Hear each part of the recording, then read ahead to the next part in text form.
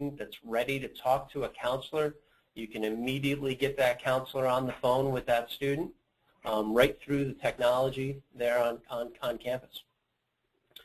We'll have online routine project reporting available to show you all of the important calling metrics of a project. And that's both for on-campus as well as off-campus.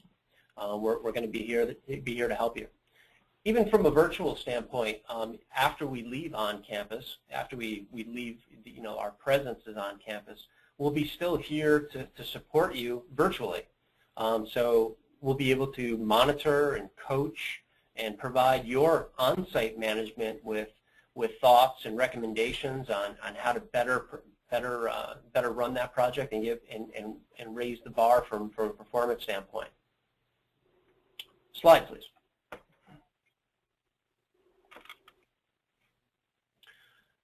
So let's move into broadcast messaging or messaging in and of itself. What is broadcast messaging? It's just the mass delivery of a pre-recorded message. I'm sure you probably refer to it as message blasts or robocalls. These are great solutions to be implemented with all of your other vehicles. It can be used as a pre-call. It can be used as a pre-mailer to uplift your responses on all of your other avenues that you're using. Whether it's a phone call, a mailing, or an email, it's a quick way to get that message out there and get it delivered to the person that you're trying to reach. The interactive pieces that come into play is we can get very creative. We can have press one campaigns implemented. So if you're actually delivering a message to someone, a prospective student, letting them know why you're so interested in having them attend the school, and perhaps they're eligible for scholarships, or a counselor might be standing by, or an event might be coming up that they might want to be registered for. They can press one and immediately go off to that counselor or person that's going to be able to speak to them directly. A ringless voicemail might be a new concept to some.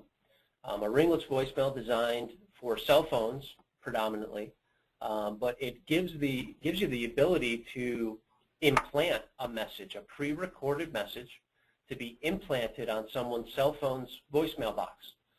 This will obviously alleviate any kind of ringing of the phone, which is why we call it ringless voicemail. It won't ring that phone, and it'll have that message there for that person to receive it, listen to it when they have the time to listen to it in its complete, and be able to then take whatever course of action you're trying to do with it, whether it again to maybe go online to fill out an application, to register for an event, to call back in to speak to a counselor, make an appointment, come on campus. Again, it's just another way of getting that message out there without ringing the phone. Slide, please.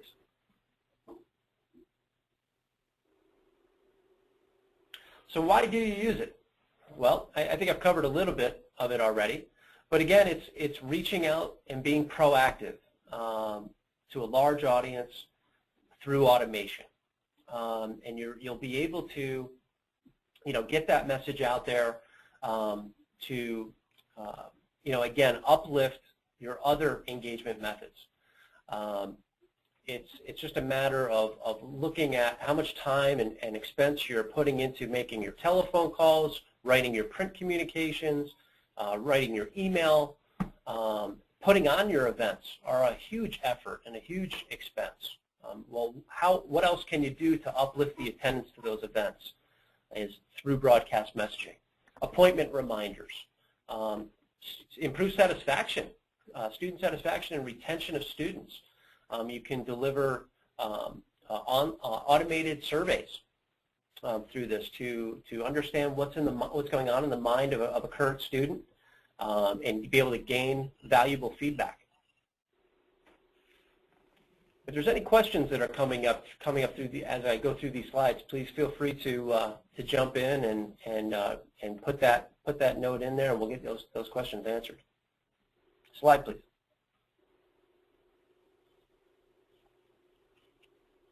Okay, so we'll move into a little bit of a mobile strategy. What is your mobile strategy? Do you have one? We have to recognize that there is a change in the communication preferences out there. Students are on their phones night and day.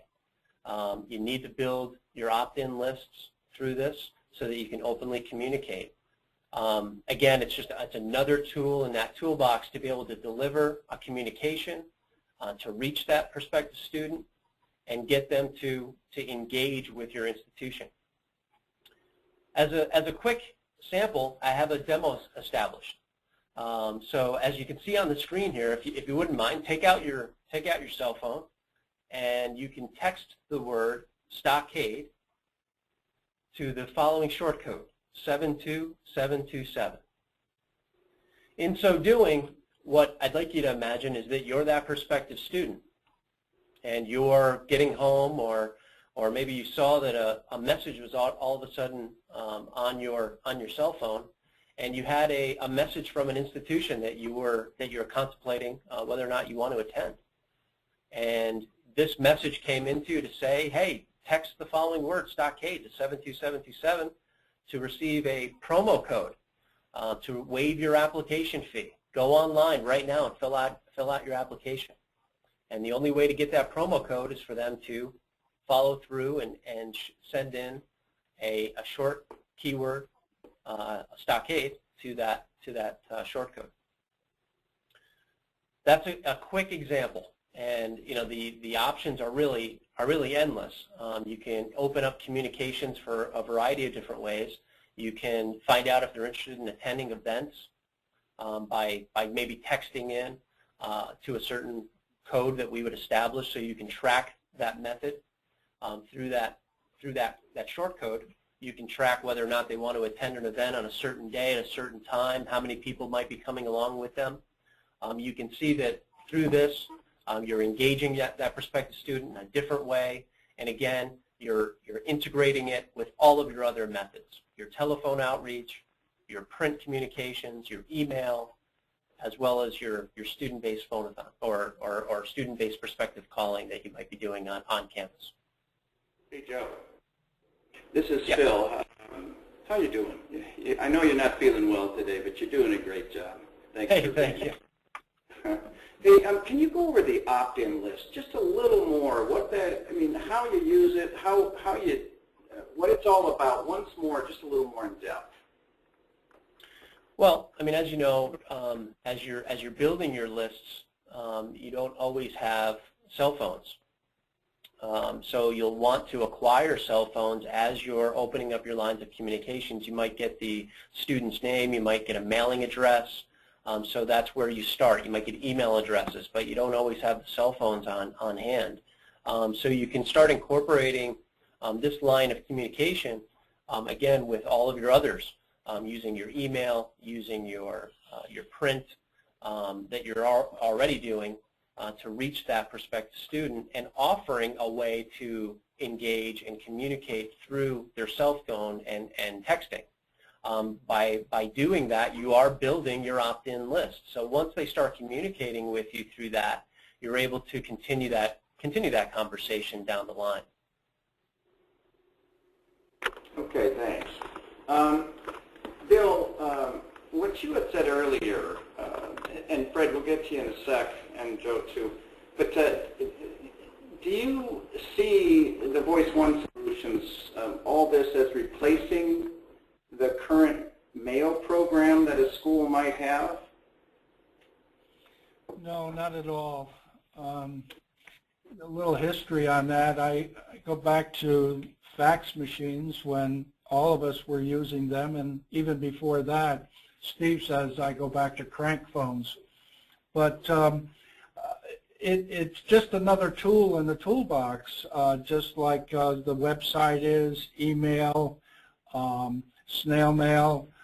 All of these things come along in cycles, and here we are now with social media, and part of that is, of course, what we're talking about right now. And so one of the reasons that when I started in admissions that we thought it would be a great idea to reach out to prospective students, both in the inquiry pool and prospect pool, and do a survey to find out how they felt about the particular client school we were working for. And in so doing, we suggested at that time that they cut out maybe one of their mailings over the course of a year. Many of the institutions will send out anywhere from 5 to 10 mailings during the course of the year, and each one of them cost $1 or more when you add it all together. And especially if you're sending out of the College Board pool or ACT or SAT, they buy quite a number of names. So that was our suggestion. It's still the same today. Rather than use all of your mailings, cut one of them out and substitute messaging. And we're finding out that it really truly is working. And just as email worked so well in the beginning, so is voice messaging, and I think it'll become even more prominent as time goes along. You know, Bill, let me put in a comment here. When we joined you, we recognized that one of the powers of what we were doing together was that we could make all of the available technologies, all of the technologies available to you at any time. So whether it's text messaging and you have a mobile strategy, or you want to do conventionally in a university what you've already been doing, you could come up with, you would now be allowed with the clients at Stockade to come up with a comprehensive strategy overall, whether it be voice or mobile or mail or otherwise, or agent calling. And then as you began to go through that database and you were contacting people, you could look at your results and you could make changes to it iteratively. You could be able to say, you know, right now I really think that we would have a great impact if tomorrow we could do some text messaging on a certain section of our database, or tomorrow we could drop a ringless voicemail into mailboxes so that we don't interrupt somebody, but at the end of the day they can check their voicemail and find that there's a message from us. And the ability to be able to take technology and mix it with strategy and then balance it with reality is really the power of what we're doing by combining these companies. And I hope that the audience understands that what we're talking about is not complicated. It's really being able to have a menu of items, bring them in as you need to, out as you prefer, and maximize that moment in time that you have to really connect with your audience in, for example, admissions as quickly and effectively as you can. That's really the power of what we're joining together here, and I just wanted to make sure that people got that out of what we're talking about. Thank you. A lot too. Hey, Fred, let's have you talk a little bit here about what you're going to cover. And let me introduce Fred real quick. Again, he's the COO, the Chief Operating Officer of the Call Center Corporation, and he's been CEO in a number of key levels at different organizations. Been director of European markets, Middle East and Asia markets for TouchStar, the company that Steve alluded to earlier. And Fred, I'm going to let you tell just a little bit more about why you're qualified to talk here today. Just kidding, but give us a little more about yourself. And then, guys, please jump in anytime. If you have any questions, Fred, we'll be glad to answer them. I'm talking Bill, Steve, Joe, and I'll probably jump in too. Okay, go ahead, Fred. I can go now? Thanks, Phil. I have a few more things to say. Look at that smile on Joe's face. All right, everybody's busy. To you. All right. Well, I appreciate the introduction. I do. I come from the call center industry. I used to start and recover contact centers. I actually started out on the phones. Simple beginnings. And you know, I got into the technology 10, 11 years ago meeting Steve. I've been in the technology ever since. I think the fascinating thing for us, when I looked at Stockade and the opportunity, Stockade is a very consultative organization who really understands education. Steve and I come from a field where we really understand providing technology solutions. And I say that specifically because it is solutions. It's solutions to problems that people have. I thought I understood how, in general, their group worked until we really started to get together and they started to teach me about education and admissions and all the things that are unique to your environment. And I've come to realize that I didn't have a clue what was going on truly behind the scenes. And they've been a great resource, and they've allowed us to find the insight of what are the solutions to the problems that are out there. And Joe spoke to some of these, and Bill stated it, the changing in the technologies, the way that students and parents communicate with you guys, it obviously adds a new complexity that, and it's evolving faster than any other complex, technology has ever done before in the past. So you're trying to catch up, you're trying to figure out, and of course we all have budgets and all the things that go into what is your guys' daily lives and admissions. So Phil, if you could bring up the next slide. I get an opportunity to talk about what I personally I'm really excited about, which is the website strategy and integrating new types of technologies to find a solution to a problem. One of the things I want to start out with saying is, first of all, have you ever searched? Have you ever searched on Google on another school's website, on your own website, heck, and looked and found 100 different articles, and you had to go into each one and you spend about 2 hours and you find out all the information you could possibly want to know about something, yet you don't have one piece of information that you need to know to answer the question that you had in the first place. That's the problem with modern search engines, modern knowledge bases. So another question for you. Before I get into the technology or the solution, I got another question. How many of you actually, and I know you can't answer me, but how many of you actually know what the most commonly searched phrase is on your website? What are the students looking for? What are their parents looking for? Do you even know? So far, I've yet to find somebody to answer that question.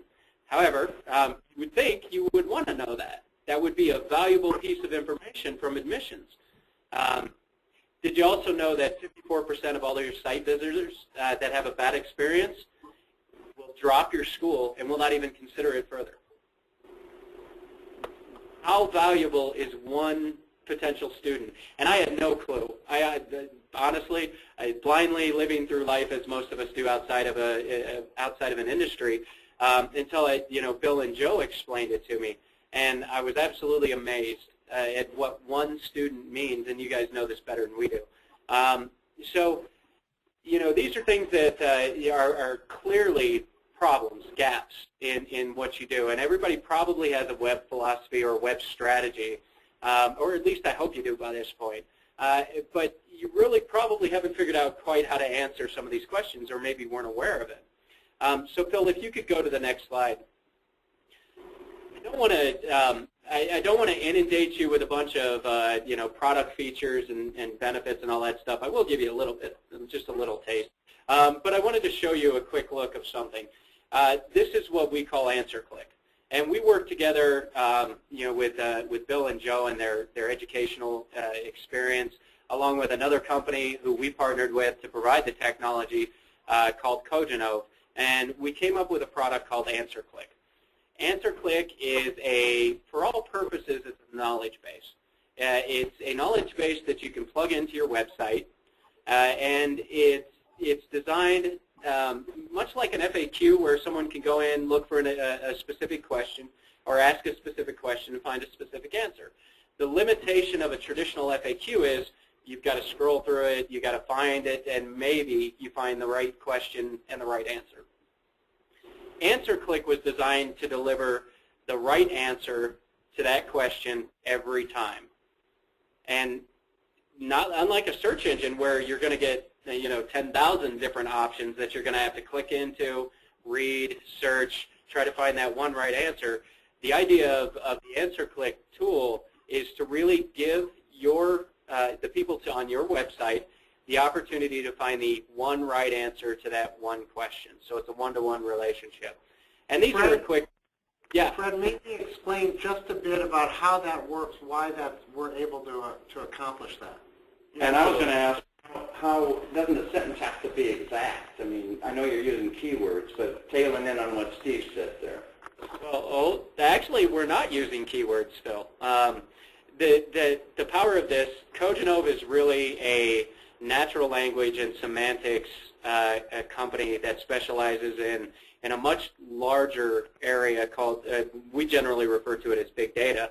However, what they do, they've got an engine and APIs that are built and designed to scour information and read it in a natural language format, not using keywords, but using natural language, meaning the way that we say things, and it understands and can read and interpret all the way down in some of its other forms. It can read and interpret what somebody means by how they present it. I'll give you a perfect example. To my kids, and maybe this isn't the case anymore because I'm not really all that hip with my kids' lingo, but at one time, bad was a good thing. Something's bad, and that's a good thing. I mean, to me, it was still bad. Bad is a bad thing.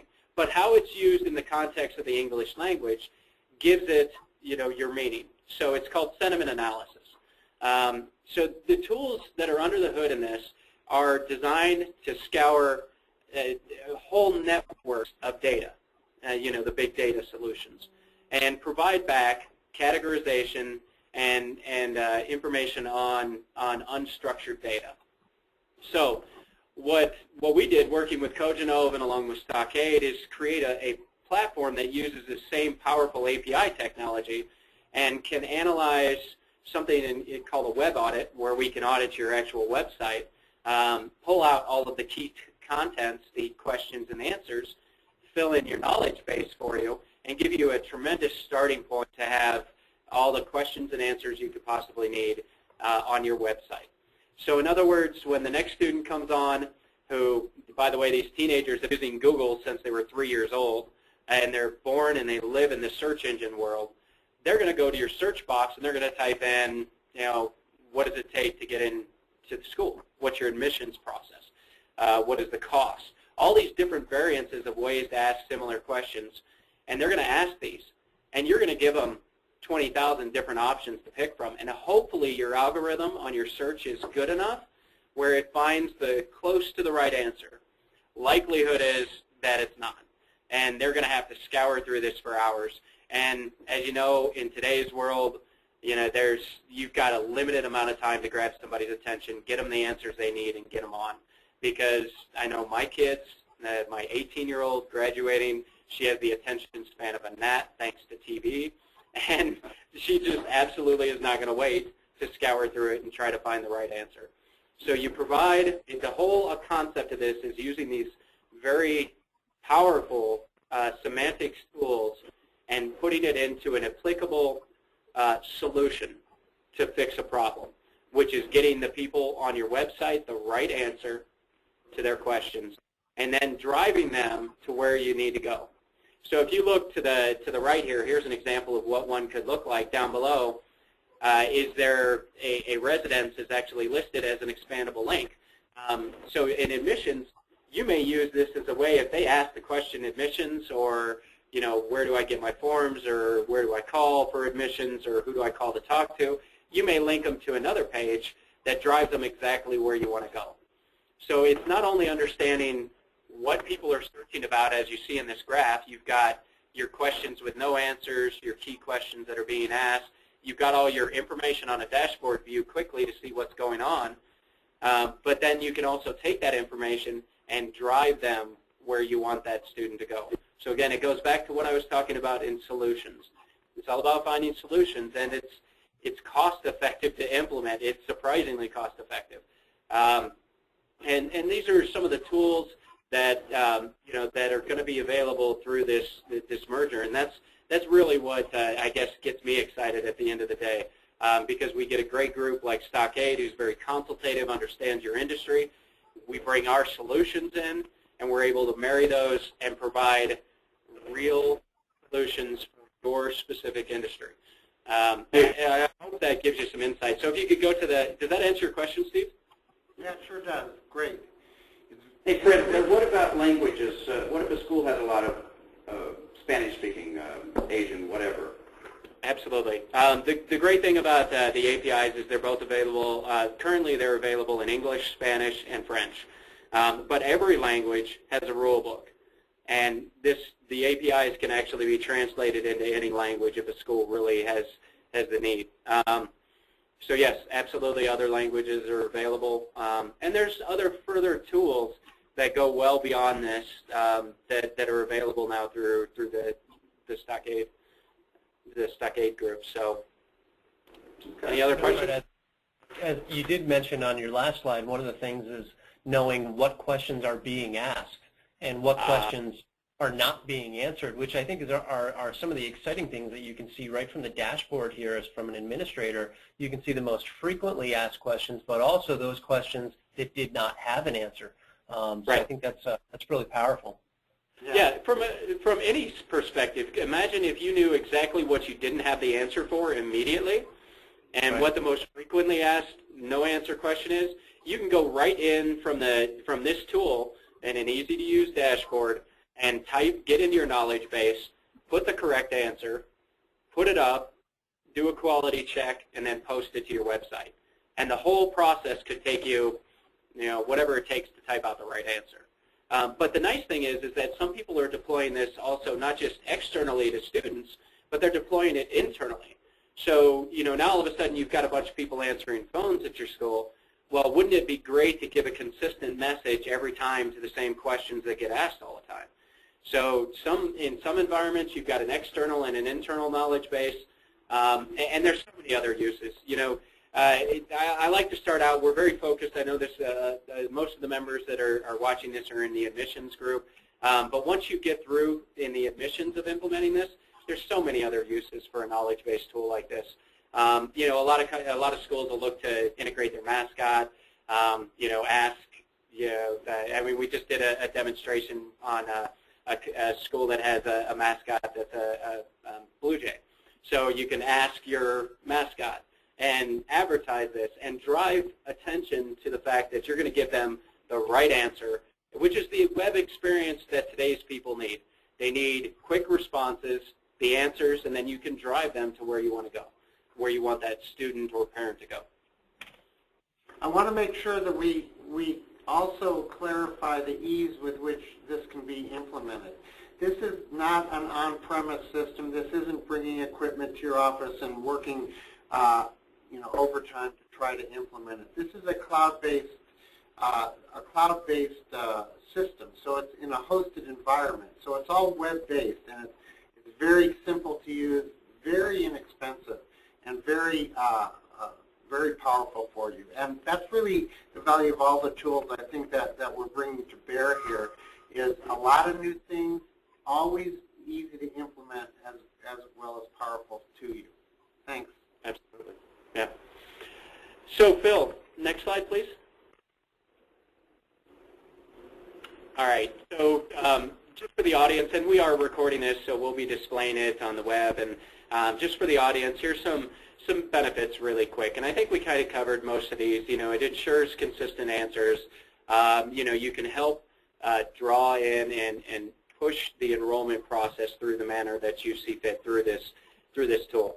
And it continuously learns and evolves. As you saw on the dashboards, as Joe pointed out, it's really critical to the evolution of your knowledge base and your overall web strategy, that you understand what your people, what your audience wants.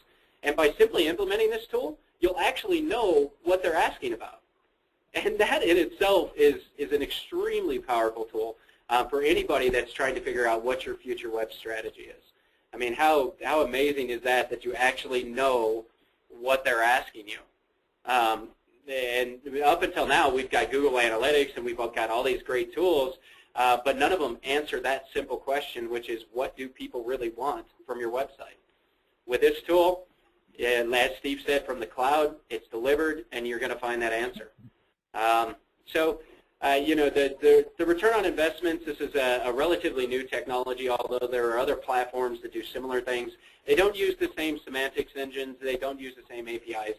Clearly, a company like Cogino who focuses on big data, they've been spending a significant investment on, the actual platform and the engine and the tools to be able to read and interpret, the natural language. So, but we know that a lot of, Tier 1 universities, you can probably go out to some very large universities and you'll find similar tools like this, but you won't find this ease of use, you won't find this ease of delivery, and you won't find another group like Stockade. I mean, I know, Bill, Joe, you guys got competitors, but I've been with you guys a long enough time to know that no one else has the type of passion and consultative nature that you guys do in taking care of your clients. And I think with the addition of some of these platforms, it really does create for an extremely powerful company.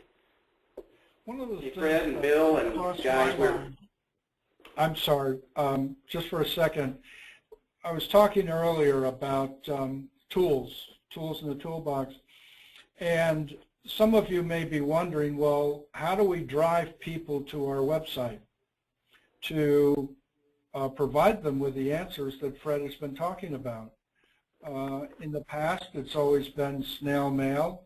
The return on that is extremely low, as all of you know. So now we have voice messaging, we have a call center, we have all different, and we still have snail mail, email. All of these things together collectively can drive people to your website with different messaging. And once they get there, as Fred said earlier, if they don't have a good experience, they're gone, never to come back again. But if they have this kind of experience, now you have ways for the counselor to get a hold of them, speak with them, and do their job much more efficiently. I just wanted to add that quick comment. Okay. Guys, I just want to let you know we've got about 5 minutes. We've got quite a few people here that need to get back to work. There's a couple of things that came up. And before we go, I want Steve and Bill just to talk a little more about the merger. But there's a couple of questions that have come up in demos in the past that I think are important. If we use the answer click system, what if we leave, how do we get our data? That was something that came up. Do they own it? Do we own it? Joe, Bill, Fred? Joe, you want to speak to that, what we do when we get it? Well, this was an answer click question. Fred, why don't you handle that? Yeah, absolutely. Just like any other tool, you've got access to your own data, and it's yours. This website traffic that comes through, you're going to have the access to the dashboards, and you're going to have back-end reports that you can download. Kind of similar, much of you probably have seen a CDR or a bill from a phone company or something along that, or you look at Google Analytics. Very similar to that. It is your data. Now, clearly, the questions and what they ask you'll be able to see, but just like any other website or web format, you're not going to see their actual name of the person that's showing up, but you will see the data and the traffic and the information on what they ask. Okay, great. And then, Bill, this was one that you and I were speaking about just yesterday, I think, or the day before, about surveys, or Joe, either one of you. Do you communicate with prospects, with students during the summer? Do we? Is that the question? Yeah, that's the question. Do you communicate with prospects? Yeah, one of the most difficult things that admissions enrollment has to do is work within a budget. And very often they feel that summer is a time where they won't be able to reach as many of their constituents as they want to. So they'll wait until not all schools, but many, will wait until counselors go on the road in late August to start proactively reaching out to students. It's always been my belief that if you start early, June, with your rising seniors, what will happen is you'll have knowledge much before the institution across the street, if you will. My screen just went away from me.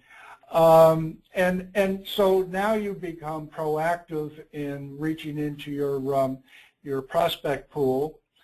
It then quickly becomes an inquiry pool. It also gets you to a place where you have a complete understanding of who the student is way before others. There's a whole process, there's a cycle, as all of you know, that you go through throughout the year. Wouldn't it be nice, and by the way, at the end of the year, all of you have a what's called yield, and many people don't know what that is, but it's getting the best students you possibly can through the doors. And the way, in my opinion, the way to do that is to start very, very early and get to know your prospects, get to know the possible students that are going to matriculate much earlier on in the process. So yes, that's the long answer to should you work in this, do things in the summer. Yes. All right, good. Steve, why don't you talk a little bit about, we've got a couple minutes left, why don't you talk a little bit about the merger a bit more, talk about that. Okay. Well, you know, I'll sort of take us on out here then. Ultimately, we were looking for a partner who was very consultative in approach and someone who really understood their clients' needs, their audience, in this case the university, which is a very sophisticated environment, and we could match our ability to apply technology, whether it be immediately, as I said earlier, or in a planned, more of a planned approach. And I just can't think of anybody better to, you know, to put our stake in than with the Stockade Group. If you're looking for a consultative approach, we're a larger company today than we obviously used to be, but at the same time we have a small town feel to it, to where if you're looking for somebody that can just kind of understand what you're thinking, what your goals are, this is really what the value of the combination of these companies can do. And then we'll apply the right tactics and the right method, whether it be answer click, whether it be voice one messaging, text messaging, Ringless, and all of the other traditional approach you've used. You really need to look at this because I don't think there's a company in the world in this combination that can do it as well this way. Thanks for joining us. Let me give a number here for us. Real quick, it's, and I don't have it up on the screen, I'm sorry, a slide for it, but it's 877-499-7012. Give us a call at that number if you have any questions. Also, call that number if you'd like to request a copy of the recording. We'll send that link out to you. It'll be posted here shortly, probably tomorrow. Bill, Joe, Fred, thank you very, very much for being here with us today. And all of our guests, we appreciate your time. We appreciate what you do. And this is a busy time for you, so we'll let you go. Thanks for being here. Watch your email. We've got upcoming webinars over the next couple of months. We've got some great ones coming up. Again, I'm Bill, and on behalf of the Stockade Group, Call Center Corporation, have a great day. Thank you. Thank you. Bye-bye.